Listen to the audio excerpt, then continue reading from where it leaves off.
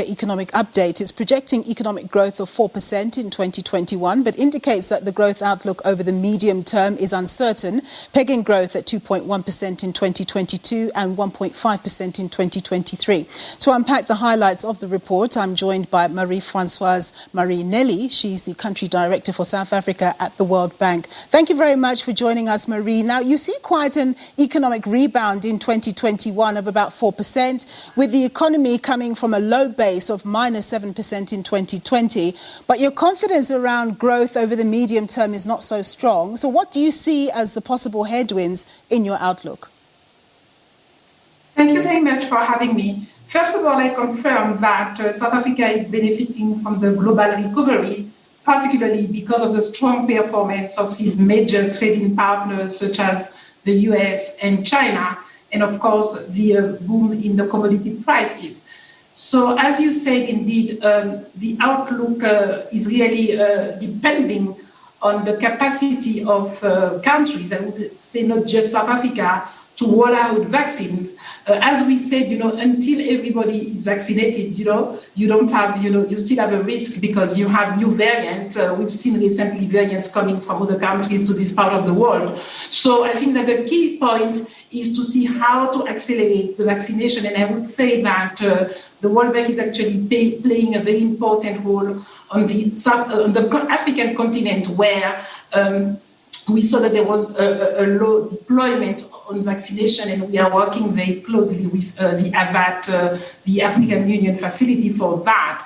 In South Africa, we were pleased to hear President Ramaphosa yesterday indicating how there is an acceleration of the deployment of vaccine pretty soon for the younger from 75 and above. So that is quite encouraging.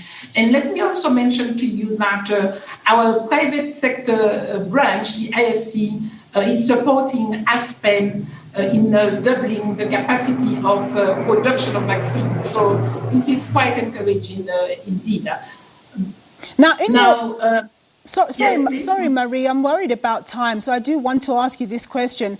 In your report, you've rated the South African government's response to the COVID-19 pandemic quite highly, but there's been an ongoing debate in the country about striking the balance between lives and livelihoods. Do you think that the government has struck that balance well or not?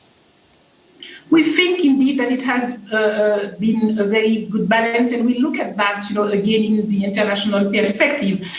Just to give you a couple of numbers, our analysis had shown that almost 3 million South Africans were at risk of falling into poverty because of the lockdown and the consequences.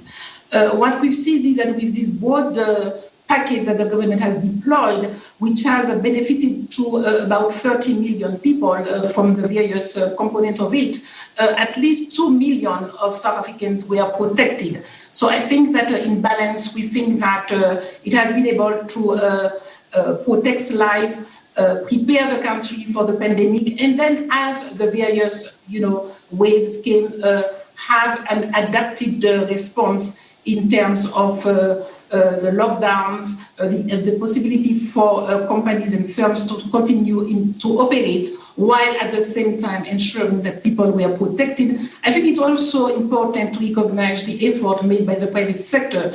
Living myself, in Pretoria, I was quite impressed to see how corporates, apply the PPE in supermarkets in main places. So broadly speaking, of course, things can always be better. But comparing with other countries on the continent and more broadly in the world, we think that there was an adequate balance between the protecting lives, livelihoods and businesses. Yeah. Now, Marie, here in South Africa, as you know, you're there in Pretoria, we do have a lot of unrest that's going on, a lot of vandalism, looting, burning that's taking place. It stemmed initially from people protesting about the former president, Jacob Zuma, being incarcerated, but has since kind of developed into other things which may not be related to that. How worried are you about this? Do you think it's going to be short-lived and that indeed our law enforcement agencies will be able to contain it? And if not, how will it affect the economy as well as the regional economy? Because, of course, we know KZN is very strategic from a trade perspective. Well, obviously, this is a domestic matter, and as a World Bank, we do not interfere in domestic matter. We think that government and South Africans will get together in trying to tackle this issue, and we are observing what is happening.